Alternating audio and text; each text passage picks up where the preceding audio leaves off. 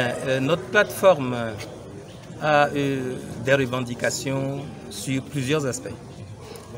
La première revendication que nous avons concerne l'annulation de la vente pour que ce terrain revienne dans le patrimoine foncier de l'église évangélique presbytérienne du Togo.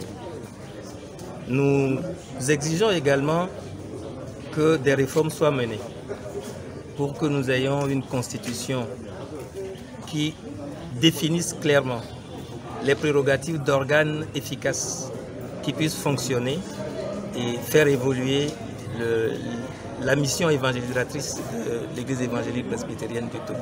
Nous exigeons également la démission du bureau exécutif actuel parce que nous estimons qu'ils ont trahi, ils n'ont pas respecté nos textes et ils ne représentent pas l'avenir de notre Église. Leur démission est une de nos exigences majeures.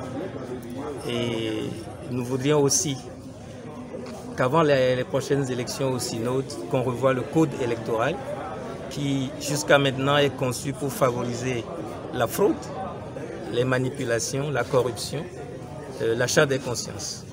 Voilà résumé le contenu de notre plateforme revendicative. Oui, nous avons tenu cette conférence parce que il y avait des informations que l'opinion publique devrait connaître sur la gestion de notre Église et nous avons partagé ces informations avec vous dans l'optique de susciter votre adhésion à cette lutte.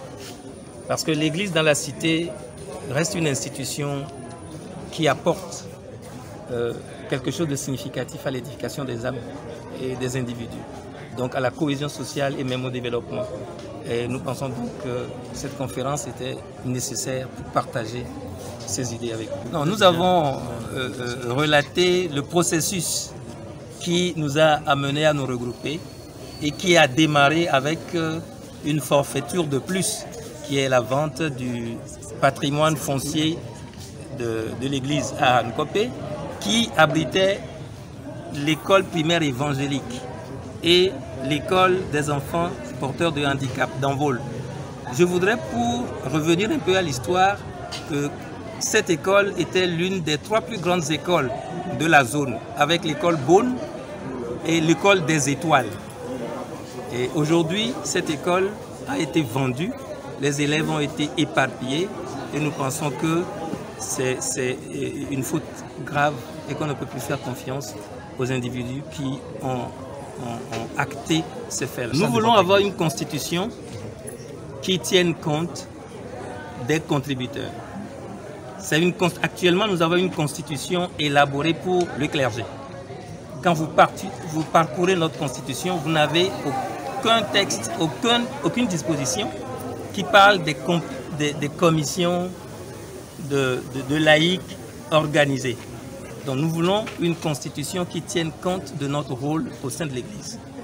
Nous aimerions avoir dans cette constitution-là un organe qui emploie des salariés, qui puisse prendre des sanctions. Parce qu'aujourd'hui, il n'y a pas d'organe au-dessus de ceux qui nous gèrent. Ils prennent les décisions et ils les exécutent. Nous n'avons pas d'ordonnateur de dépenses. Le même ordonnateur est en même temps celui qui exécute les dépenses. Ce qui fait qu'aucune sanction ne peut être appliquée. Et quand on parle de sanctions, le 3e membre, le presbyte de l'Église, de l'exécutif, qui est chargé de la discipline, fait partie de la mafia qui détruit l'Église. Donc, il n'y a plus de discipline et chacun va dans sa direction. Nous voulons une constitution beaucoup plus adaptée aux réalités actuelles.